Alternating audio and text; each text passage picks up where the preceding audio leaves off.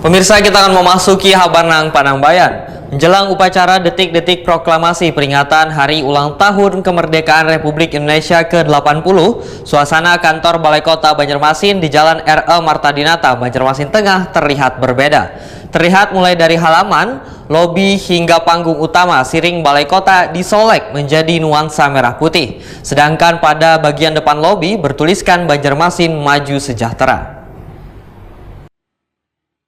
Menjelang upacara detik-detik proklamasi peringatan Hari Ulang Tahun Kemerdekaan Republik Indonesia ke-80, suasana kantor Balai Kota Banjarmasin Jalan R.E. Marta Dinata, Banjarmasin Tengah terlihat berbeda.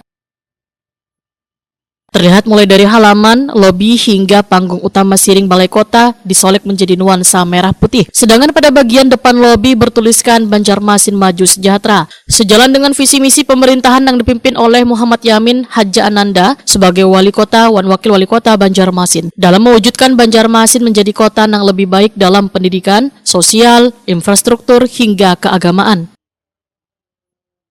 Sekretaris Daerah Banjarmasin Ihsan Budiman Waitakoni Prima TV tengah hari Selasa 12 Agustus 2025 memadahkan selain memantapkan persiapan paskibraka untuk pengibaran sang merah putih nantinya, lingkungan kantor Balai Kota juga disulap bernuansa cerah berwarna merah putih.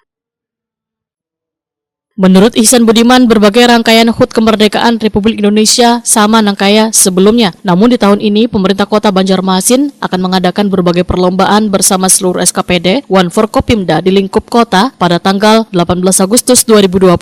Lantaran di tanggal tersebut telah ditetapkan sebagai libur nasional oleh pemerintah pusat. Ya, pertama-tama kita mempersiapkan seluruh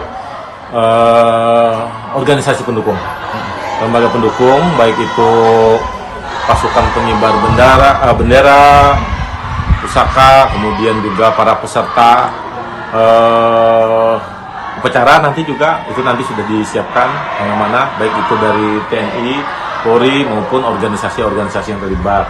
Nah, kemudian juga tempat seperti dilihat ini kita lakukan beberapa penataan, baik itu di panggung panggung utama tempat para tamu, kemudian juga lapangan nanti yang akan dijadikan lapangan upacara, kemudian tiang bendera seluruhnya sampai di aula. Karena ada beberapa rangkaian nanti yang kita kita adakan di sini. Jadi tidak hanya tanggal 17 itu, tapi sebelum tanggal 17 pada malamnya itu sudah ada pelaksanaan kegiatan di sini. Apa perbedaannya dengan tahun ini, Pak? Tahun sebelumnya? Secara umum memang sama seperti tahun-tahun sebelumnya, baik itu proses upacaranya, kemudian juga ada renungan suci, kemudian juga ada ramah tamah dengan para veteran pejuang, sampai juga nanti di pelaksanaan upacaranya.